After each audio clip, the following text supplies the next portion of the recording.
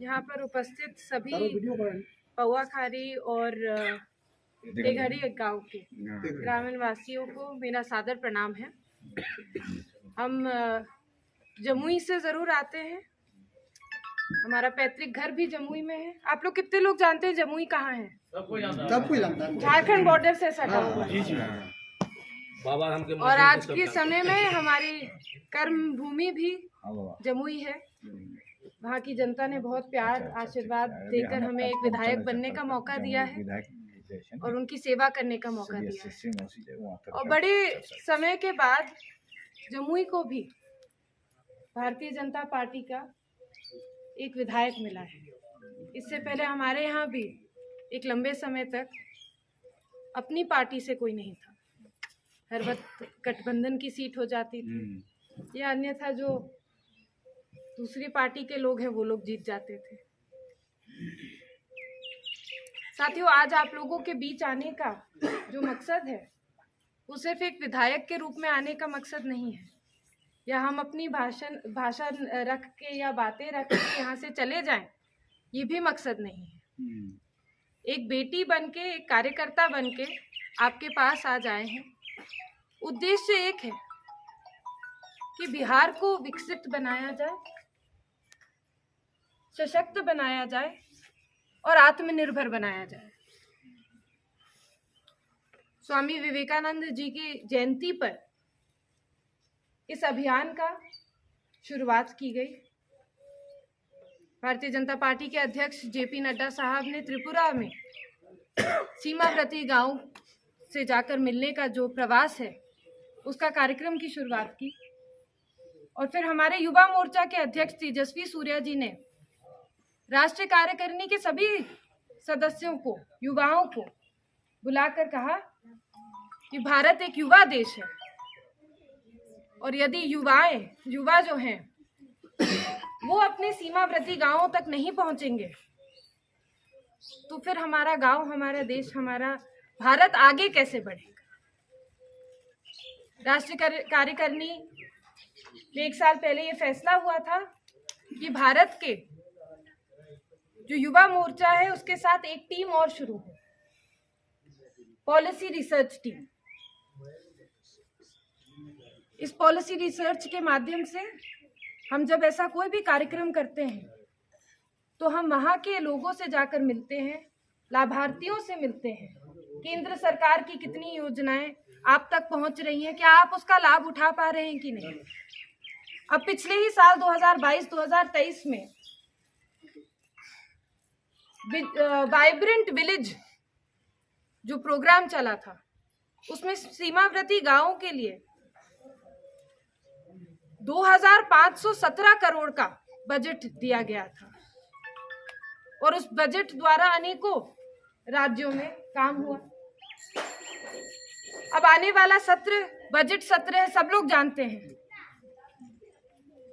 क्या हम लोग युवा मोर्चा की तरफ से एक ऐसी रिपोर्ट केंद्र सरकार तक पहुंचा सकते हैं जिससे कि हम लोग अपने बिहार में क्या फायदा ले सकते हैं, क्या बजट ला सकते हैं, इन सभी चीजों की तैयारी चल रही है। अक्सर जनप्रतिनिधि जो स्थानीय होते हैं वो नहीं आते हैं,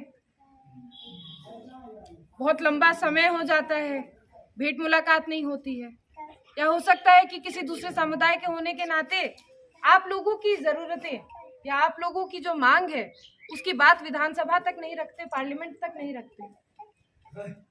तो यही आदरणीय नरेंद्र मोदी जी का एक दृष्टिकोण है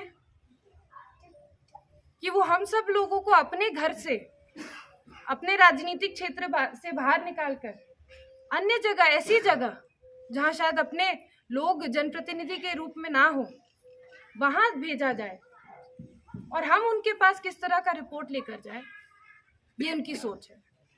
और इसी सोच के साथ हम, हमारे साथ यहाँ उपस्थित जितने भी भारतीय जनता पार्टी के लोग हैं, आज यही सोच लेकर आपके पास आए हैं।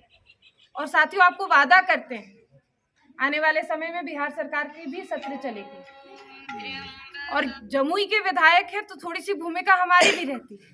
और ये वादा करके जाते हैं कि अगर जमुई की आवाज उठेगी तो किशनगंज जिले की भी साथ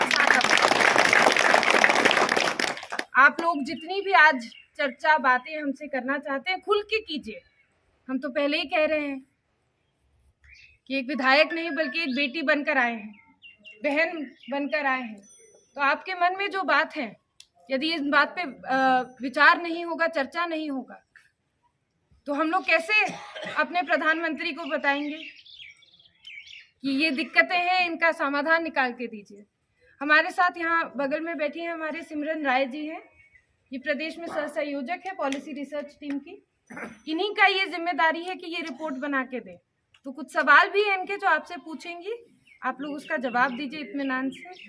हमारे छोटे भाई अंकित जी हैं जो जिला के अध्यक्ष हैं युवा मोर्चा के, और बहुत ही तेज तरार काम करते हैं। जब जब इनको कोई भी कार्यक्रम या किसी भी गांव में पहुंचने का काम मिलता है तो ये तुरंत पहुंच जाते हैं। साथ में हमारे बड़े भाई प्रवीण जी हैं जो प्रदेश में युवा मोर्चा के उपाध्यक्ष हैं। यहाँ पर हम सभी लोगों के अभिभावक और शायद उनकी मार्गदर्शन हम लोगों को भी मिले। वैसे हमारे जिला के कृषि अध्यक्ष हैं किसान मोर्चा के बिजली सिंह जी, इस मंडल के अध्यक्ष हैं दरप लाल जी, मंडल अध्यक्ष युवा मोर्चा के हैं अंकित सिंह जी। साथियों, लोकसभा के हमारे विस्तारक हैं रुपेश जी, युवा मोर्चा के महामंत्री हैं राकेश जी, और आज हम सभी लोग सिर्फ इसी उद्देश्य के साथ आपके पास आए हैं, और सिर्फ आपकी आकांक्षाओं को जानने के लिए नहीं, आपकी संस्कृति को समझने के लिए आए हैं। आप लोग किस भाषा को बोलते हैं शायद हम समझ नहीं पाए, लेकिन सीखने का प्रयास तो कर सकते हैं। जमुई और किशनगंज में खाने पीने का कितना अंतर है। कल ही हमारी बहन से चर्चा हो रही थी, वो हमें बता रही थी कि हमसे पूछ रही थी कि आपके घर में, आपके इलाके में किस तरह का खाना बनता है। तो हम उनको बताएं कि हम लोग ज़्यादातर चावल खाते हैं, लिट्टी खाते हैं। तो उन्होंने हमको बताया कि किशनगंज जिला में एक भक्का करके एक चावल का डिश है। अब वो तो आप लोग हमको खिलाए नहीं अभी तक। हम उम्मीद करते हैं कि अंकित जी हमको जल्द से जल्द आपको खिलाएंगे, आज खिलाएंगे आपको, ताकि जमुई जाकर भी हम किशनगंज के खान पीन की चर्चा कर सके। साउथ का इडली समझ, साउथ का इडली क्यों समझेंगे, हम बिहार का इडली समझेंगे। हाँ, बिहार का इडली आप खिलाएंगे, आज खिलाएंगे आप। इन्हीं शब्दों के साथ आप लोगों ने जमुई की बेटी का इतना प्यार, सम्मान और आशीर्वाद दिया, इसके लिए तहे दिल से आप सभी का बहुत बहुत शुक्रिया था।